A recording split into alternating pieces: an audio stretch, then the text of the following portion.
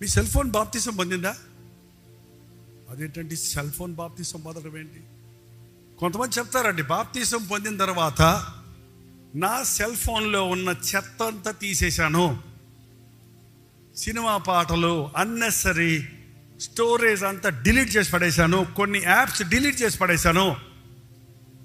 కొంతమంది చెప్తారు, నేను యూట్యూబ్ కూడా చూడను, నేను వాట్సాప్ కూడా వడలేదు, నాకు ఎందుకు వచ్చిన శోధన అనవసరంగా అని చెప్పేవాళ్ళు ఉన్నారు.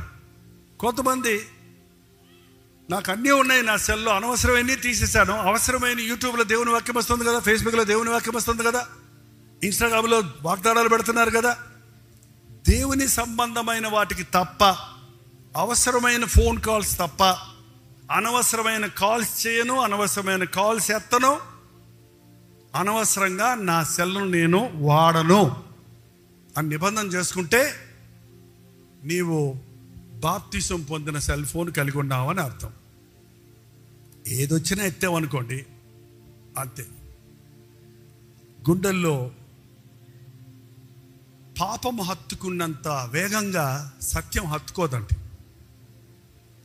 దావీదు అన్నాడు, నా హృదయము పాపమును పోగు చేసుకుంటుంది. పాపాన్ని ఏం చేస్తుందట? పోగు చేసుకుంటుంది.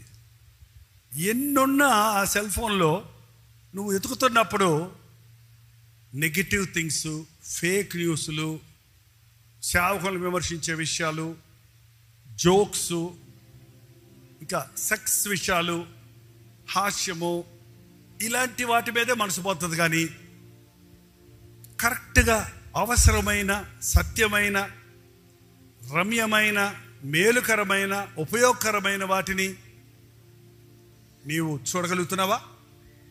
నీ సెల్ ఫోన్ నీ కంట్రోల్ లేకపోతే ఇసురు పడేయండి అవతల. అయ్యో 60,000 పెట్టుకున్నామండి, ₹1,00,000 పెట్టుకున్నామండి, ఎట్లా పడేయమంటామండి? సరే, మీరు పోయి నరకంలో పడండి. అయితే ఏది బెటరు? ఏది బెటర్ అండి?